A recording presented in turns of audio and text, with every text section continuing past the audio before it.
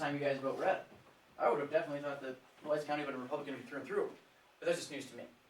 But we have 2000, ultimately one of the most even elections we've ever had in the modern sense. We've again had 1824, 1877 as some corrupt bargain or close elections, but this is the closest we've ever been able to experience, at least I have. Ultimately it goes to George W. Bush based off Florida, but if you're looking at this map, it's relatively even Stevens. Obviously surface area, red's going to win it, but you also have to remember Polk County, Cedar Rapids, Johnson County.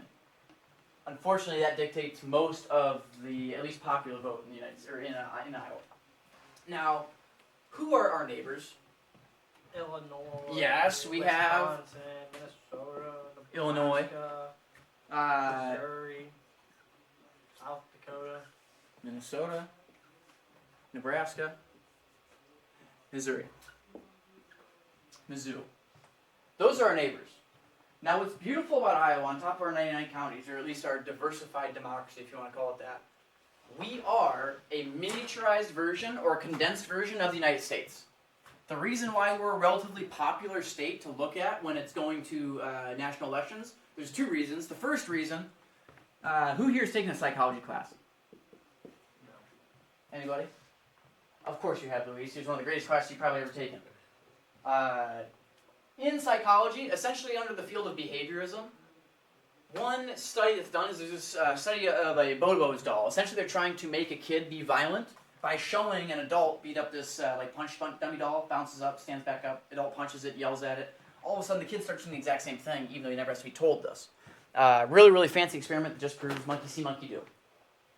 In this case, sometimes if Iowa is going to vote strongly one way, it could, and I'm not saying it's going to, but it could manipulate how the rest of the country is going to view the election. If, in 2016, Iowa is pretty strongly a Trumpian, if you remember, well, you guys don't remember, but the rhetoric at the time, what people were talking about is they assumed it was going to be a landslide by Hillary. Come to find out that night or the next morning, everybody was wrong. Iowa predicted it. Now, it wasn't as much of a landslide victory as it looks like in this one, but that's at least the first reason as to why it's important to pay attention to the Iowa political spectrum. Again, we are a country of 3 million people, but we essentially mirror or reflect the country as a whole. And part of it is because of our location. Is Iowa a free or slave state historically? Free. Free state. Absolutely. However, what does Missouri do that has a big hot water? They have the Missouri Compromise of 1820. They are a slave state. We do border a slave state. Obviously, we don't anymore. But that is, for one, a lot of problems, a lot of conflict, or an idea of conflict. That can happen. But we have the representation of the South, relatively. Again, Missouri's pretty north. But we have the representation of the South, relatively here where we're at, kind of. Again, we don't have southern viewpoints, but we represent them. Our eastern neighbor, Illinois. Think of them as more urbanized as us because they relatively only have one big city, that's Chicago.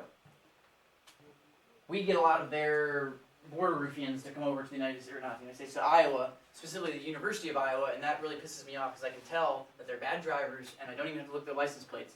And 80% of the time they're from Naperville. I do not like people from Naperville. Me and Mr. Burks can agree on that. But we have representation of the South in Missouri, and we also have representation of relatively northern politics because Minnesota historically is always Democrat. Illinois is historically always Democrat as well. Now, as we get closer and closer to the 1900s, does anybody remember who the new third character is in our government, in our election cycles? If we have the North, we have the South. Our country is growing in which direction? West. West. We have the West. Now, if you guys live life enough, or if you travel at least the Midwest and the West enough, Western Iowa, besides Council Bluffs, there's nothing there. They even have barely any whitetail tags. You can't hunt in northeastern Iowa, or northwestern Iowa, because there's nothing there. No woodlands. Very fun, at least for Midwest culture, Midwest history. The eastern part of our state, woodlands, great. The other half, prairie. That's why we have such high winds. But from western Iowa all the way to eastern Colorado, I'm not a big fan of Colorado because half their state is just Nebraska. They relatively have the same politics. That's why we can at least be a condensed version of the North, the South, and the West. So depending on how we vote, again, we're just an experiment for how the United States is going to vote. And we do a pretty good job at being really, really close or relatively accurate to it. Any questions here? Okay. So with regard to at least these elections, how are we voting now? Now, from 2016 to 2020, literally no change. It's the same exact map. First administration from Obama, we like him. Second administration, we lose, I think, 10 counties. 10 counties go by the way of Mitt Romney, which is pretty hilarious because Obama at least would help Iowans more than Mitt Romney. That's proud. But this is 2024.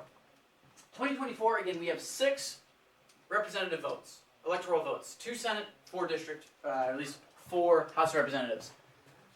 55 to 42. But if I were to draw a straight line down the middle, this is where we are relatively a swing state. This is why we are important. Depending on how the Midwest votes, we tend to, honestly, overturn the election. Now, if you guys were to play predictive history, obviously we know how 2024 goes over here. What's our guess for 2028? Do you think it's going to be more red or more blue? Blue. Why? I don't know, got a feeling. I do too.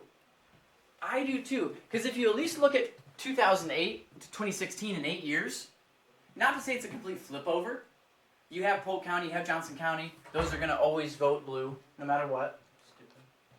Which, don't get me wrong, vote red till you're dead is also stupid. Both ideas are stupid.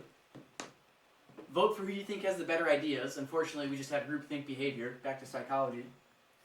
But I would absolutely agree with you, Wyatt. If I had to guess, based off of how at least certain turbulent issues are being dealt with, I would expect this to be much more blue coming around next election. I think we're going to have people in office that are red, but I think it's still going to just be a blue state. Like blue politics, kind of? No, but...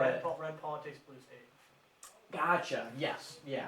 And again, it's not going to be a complete hogwash over. It's not like it's going to flip colors, but you'll see more representation of blue. Yeah. Absolutely, absolutely. So now, we have 2 dates to at least keep in mind. Now, the scary part is, by these 2 dates, you guys can vote for this. That's a little scary to me. That is scary. A little scary to me. But there's 2 things. Now, there's one of these that you can absolutely skip. You do not have to go to this first one, the primary election. All this primary election is doing is essentially it's converging, it's limiting, or at least picking who the actual candidates are going to be. So the Democratic Party has 3 candidates running. The Republican Party has 5. You ultimately have to think of this as like a national convention. All they're doing is they're just going to filter out based off who has the #1 amount of votes, who is going to be the governor, and who's going to be the essentially vice president, but we just call him lieutenant governor.